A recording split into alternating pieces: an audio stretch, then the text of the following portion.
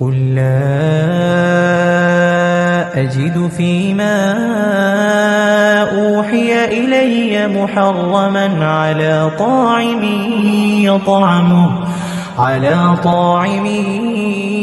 يطعمه إلا أن يكون ميتة أو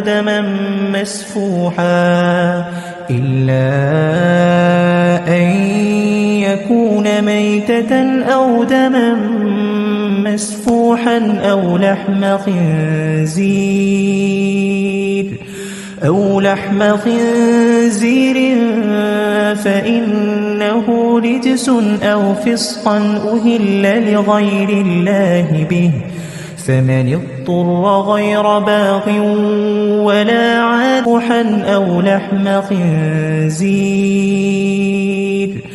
أو لحم خنزير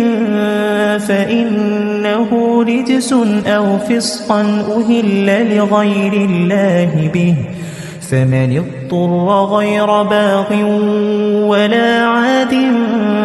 فإن ربك غفور رحيم.